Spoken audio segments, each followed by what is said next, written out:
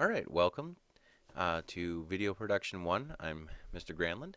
I'm going to take you through the first project, the intro project.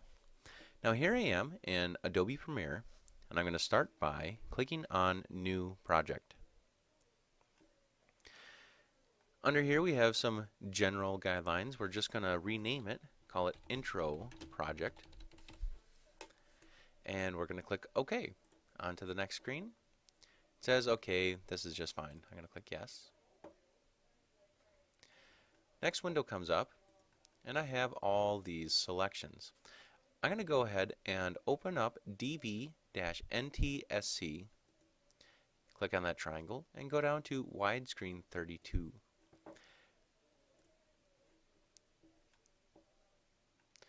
This is going to take a second to load up, and here we are inside of Premiere. Now the first thing that I like to do inside of Premiere is get to Window to set up like this. So in the upper left hand corner I have my project area. That's where the files come to. The center area, that is the preview monitor. That's where I'm going to preview the clips and cut them. Down here, this is the timeline area. I'm going to put the clips in here and they show up in the upper right hand corner in the program monitor. To set up your screen to get it to look like this, go to Window, you go to Workspace, and we go to Editing CS 5.5. Normally it's defaulted to this regular editing style. This is a bit clumsy and hard to work with. You're going to prefer the Workspace, the Editing CS 5.5. Now that I have my workspace set up, I'm going to go ahead and grab those files. I'm going to go over to Blackboard, and I'm going to scroll down to the Mr. G versus Mr. G.mpg. I right click on this and I go to Save Link As. In a few minutes it's going to give me an option of a place to save it. I always save it to the desktop. It's going to run the best there. And I'm going to make sure the file name is something that I can remember. So maybe intro project footage. And save it. I'm also going to use this explosion.mpg file, so I might as well save that as long as I'm here.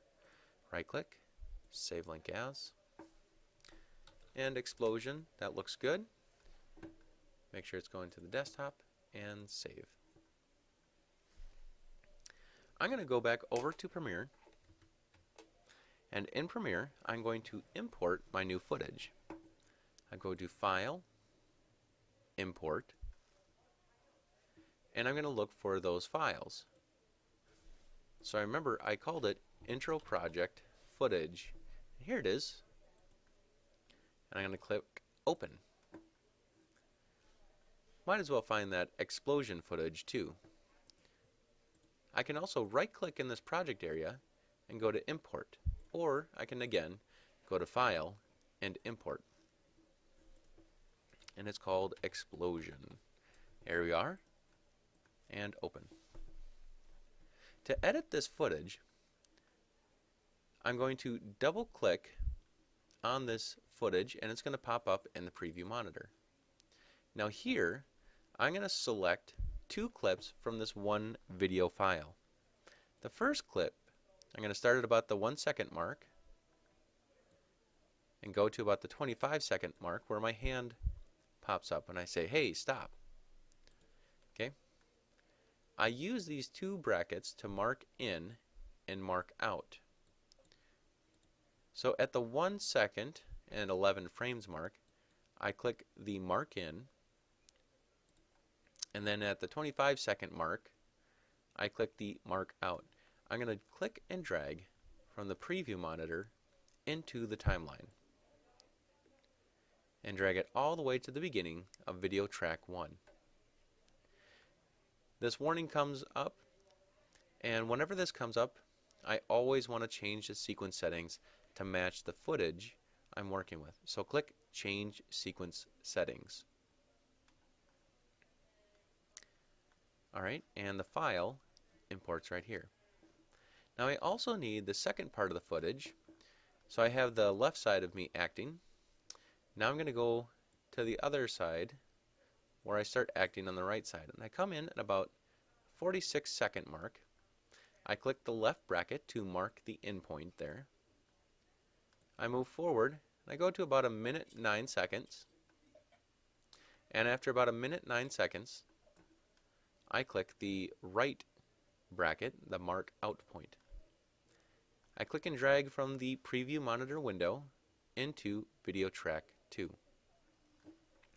And now I have the right video track. But if you notice, the shot of me on the left side is gone. That's because video track 2 covers video track 1. On video track 2, if I click this eyeball, you can see me on the left again. Now I'm going to use the trick or the effect in the lower left hand corner. It's called 4-point garbage matte. So I'm going to start by typing 4 into the effects search window. Here it is, 4-point garbage matte. I'm going to click and drag this onto video track 2. In video track 2, in order to control the effects, I need to go straight up to the top, and here under effect controls there's this tab.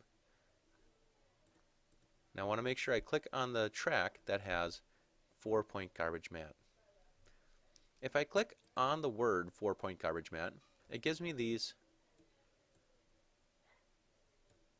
points that I can click and drag on the screen till I see myself appear.